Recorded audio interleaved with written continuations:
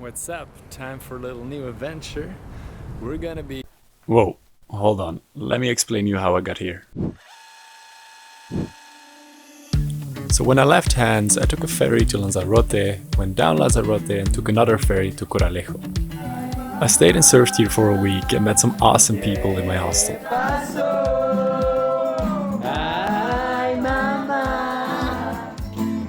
I then hitchhiked down Fuerteventura to Morojable and took a ferry all the way to Santa Cruz, Tenerife. Here I met up with a local friend, Jacobo, whom I met surf coaching. We spent New Year's together and he introduced me to all his friends and family. We had an awesome time. I then took a plane to Las Palmas de Gran Canaria to continue my search for a boat across the Atlantic. Okay, so how did I get this boat? Basically, I just walked around the marina the whole day asking people whether they know somebody who's gonna cross the Atlantic. I usually try to just have a fun chat with them and then give them this paper so they can always reach out to me or give it to somebody else. I also put up this paper in the sailor's bar, the laundry, the marina entrance and the bulletin board. After just 3 days of searching and socializing, I found some people who were able to use a helping hand. What's up? Time for a little new adventure. We're gonna be crossing the Atlantic on this boat right here. Now I'm pretty sure I also just had a shit ton of luck. This was without a doubt the fanciest yacht in the whole marina. I still don't get how I was able to catch a ride with these guys. This was a $6 million brand new yacht that needed to be delivered in the Caribbean. And since everything was already paid for this delivery, I could just hitch along for free. For a change, we had a complete Spanish-speaking crew. First off, Peli, from Spain. This guy has done regatas or sailing races all around the world. Aside from being an amazing sailor, he was also just a super warm-hearted and positive guy. Then we had Silvio, from Cuba. He worked as a deckhand with the captain on the previous boat of the owner. Silvio is without a doubt one of the most caring and gentle people I've ever met in my life. Okay, and then onto this crazy Mexican cabron. This is Javi. Aside from being just a super social and happy dude, he was also a very experienced sailor, chef, and business guy. And of course our captain Alberto. I'm gonna be honest here, I didn't connect too much with the captain on this trip. But all in all, he was a friendly guy, and I'm very grateful that he gave me the opportunity to come along.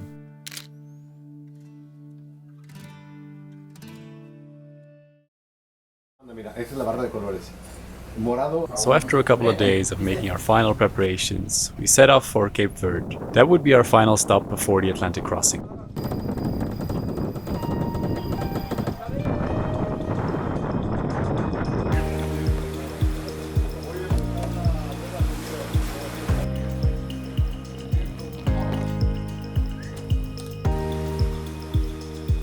So we just got up the full mainsail and the code 0 because there's barely any wind.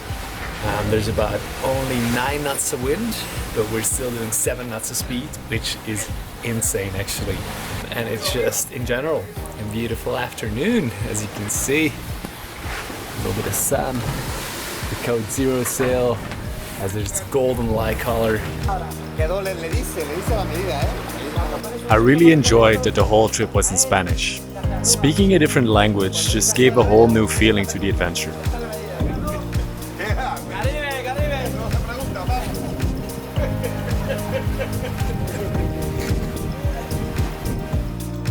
Speaking about different, this boat was also a serious luxury upgrade compared to Hans's boat.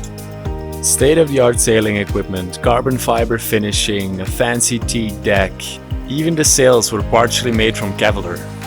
It's safe to say, it was a beast of a boat. But that shouldn't really be a surprise when you pay $6 million.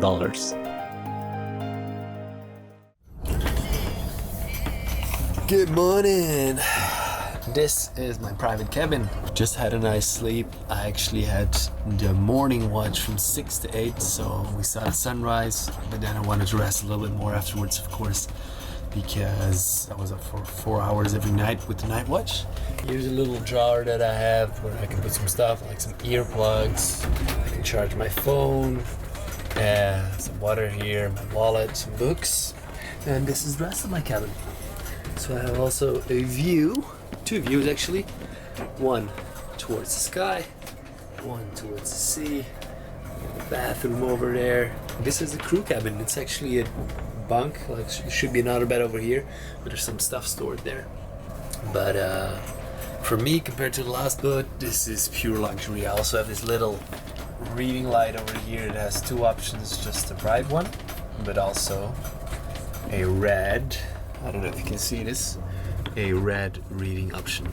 So all in all, I can't complain whatsoever.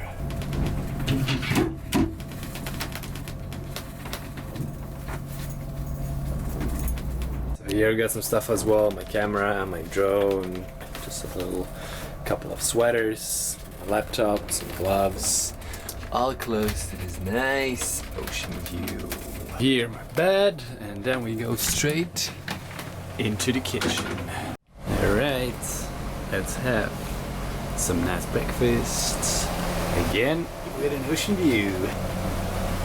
Okay, that was pretty good. Let's continue the tour.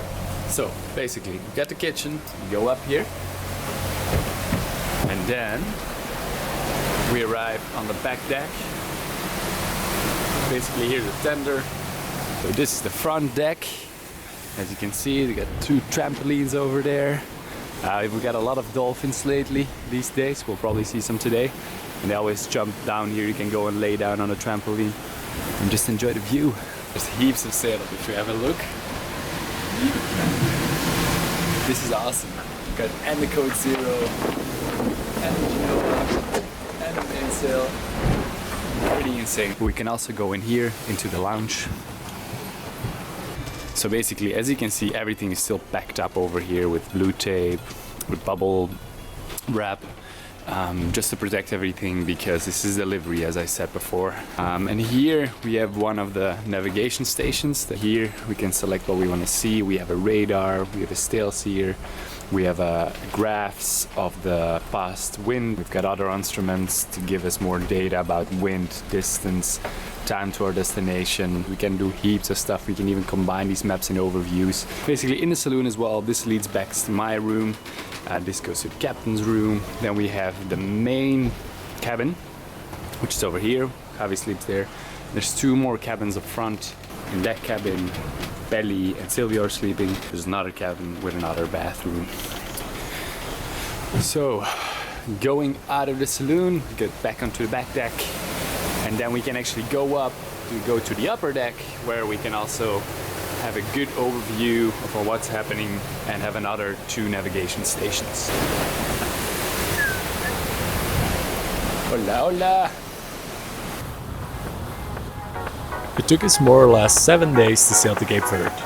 And as usual, we had some good company coming along.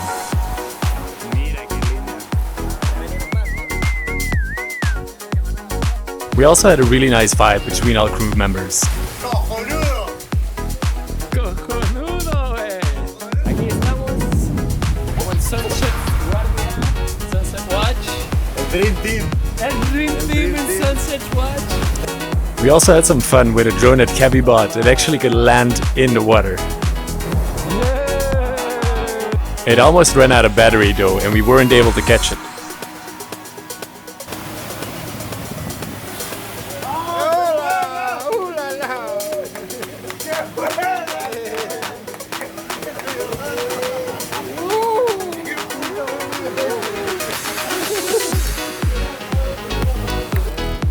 We almost got some fish, but it just got unhooked when we wanted to get it on the boat.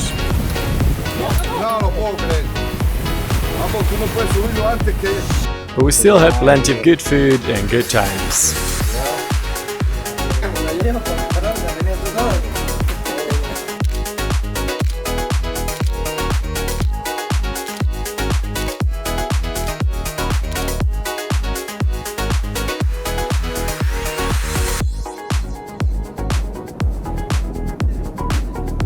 So on the 8th morning, we arrived in Cape Verde. Overall, the trip went very smoothly, but we were still happy to see some land, and we're quite curious to actually get to know Cape Verde. Welcome in Cape Verde. So basically, just arrived here today. We spent the whole day making a list of what's on board for food, what we're gonna make for food for the next 2 weeks on our trip. So I was just busy doing that. A lot of the guys were also cleaning the boat. But all in all, crazy good temperature over here. Even with this on, like my shoes, I'm even feeling a little bit hot. So it's really tropical. I feel the change in climate. Here I'm very curious to go on land. I also speak Portuguese over here. I speak Portuguese as well. And I'm really curious to hear the accent. I've always heard that it's a very funny accent that they have over here. So let's go and have a look. You could definitely see that Mindelo was made for sailing tourists, but the island still had a very vibrant and tropical vibe. The people were very social, and it didn't really seem like anybody was in a rush. You know, typical island life. Oh yeah, and the Creole Portuguese was pretty unique.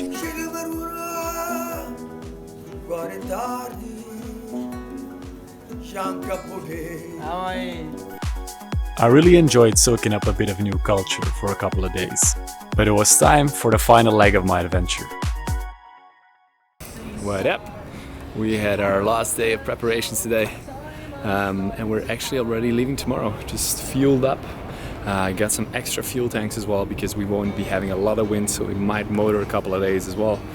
And also did some reparations, tensioning up the shroud, fixing some things on the boom, and in general learning a lot about the boat as well. I think it's kind of a pity that I wasn't able to see more of Cape Verde. I would really like to see more of this place, but then again, I'm principally doing this for my Atlantic adventure, so I'm really stoked to leave it in a way as well. All the food has been bought as well. We're good on water. We also have a water maker on board which converts salt water into usable potable water, so I reckon we will be just fine. Anyway, I'm gonna have a shower. I'm just gonna head in town for one last time, buy some stuff, have a good dinner with the crew, have a nice evening, have a drink or something, and then tomorrow morning we are off to the Caribbean.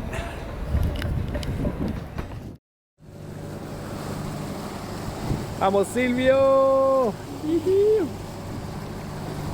And we're off. The final parts of Cape Verde. Once this is gone, it will be nothing but water. Fishing line is set up. Let's hope we catch some fish.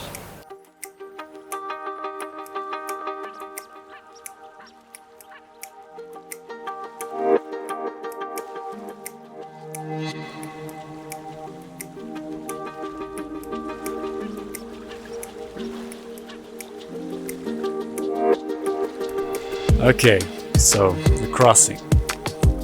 I don't even know what to tell you. Honestly, after a couple of days, you just get into this routine. You just wake up, do a small daily task on the boat, but then you just chill actually. Even in terms of sailing, we maybe adjusted our sails once a day, but that's really it.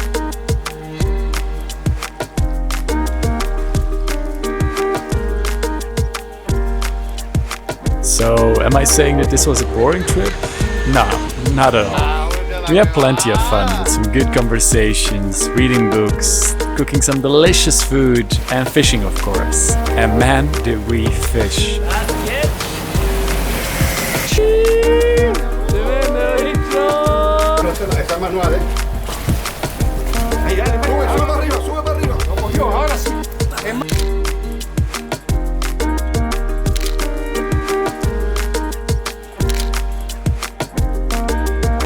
The guys also taught me how to properly fillet bigger fish. And with all this fresh tuna, I had to make some sushi of course, only this time just a bit fancier. What I personally loved most though is that we were in the middle of the ocean and completely disconnected from the outside world. No internet, no phone connection, nothing.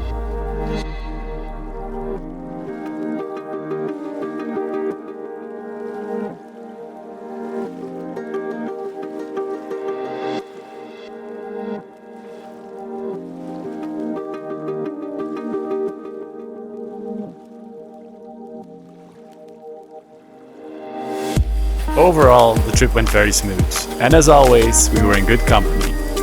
And it wasn't just dolphins this time, we also had flying fish and pilot whales. Some of these flying fish accidentally flew on the boat during the night, but luckily we were able to use them as bait. And those bigger fish definitely seemed to love them. And even if we didn't catch any fish, Javi still had a solution for it. Of course, we had to take a dive in the middle of the ocean. I wish I had filmed it with a GoPro or something. It's pretty cool to look down and just see endless blue.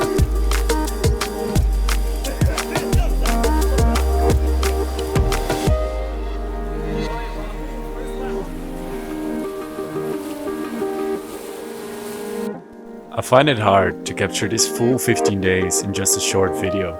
It really felt like I was on the ocean for a month, and there's so many cool little stories to tell.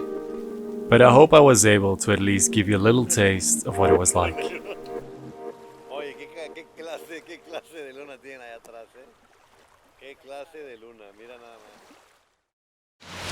Entonces estamos aquí, mira el atardecer lindo, disfrutamos el último día con la tripu buena de Olivia RB y bueno, ahí estamos acabando la aventura transatlántico. Nos falta solamente un día, pero este día es el día final entero.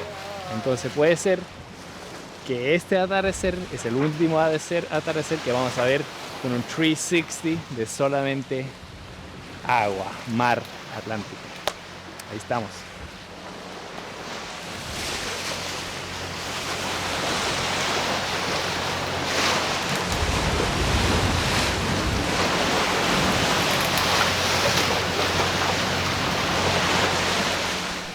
So for those of you that didn't understand a single word of what I've just said, we were basically on to our final day of sailing and the Atlantic adventure was coming to an end.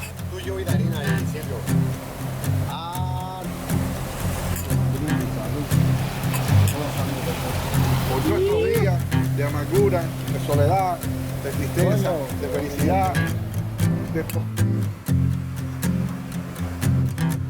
There we go. Sun has set in the meanwhile. It's a beautiful island of San Martin. No idea whether it's actually beautiful. It's night. Well, good morning. Good morning. Good morning. We are here in St. Martin and we have officially crossed the Atlantic, something I wanted to do for a long time. And I'm really happy I've done this and I've completed this. I said it to many people as well, but with this experience like under my belt, I feel like I can die happier again. So it has truly been a unique experience for me and I'm really happy that I took the time. It's also just a really good opportunity to go inwards. You have a couple of things you can do every day, but most of the time you're free and you have time to read books, to think about life. The boat's not going anywhere. I mean, it's crossing the Atlantic, but it's going slow, so you have time to reflect about things and just be in one spot without having anything on your hands or your mind, except from some simple daily tasks. So it really enables you to go a little bit deeper and also just enjoy the moment at the same time. In any case, a beautiful experience for anyone who wants to try it. I would definitely say go for it. I think I've been talking enough, haven't I? So with that and this beautiful sunrise here in St. Martin, I'm gonna leave you to it. I hope you enjoyed this video and we'll see you on the next one.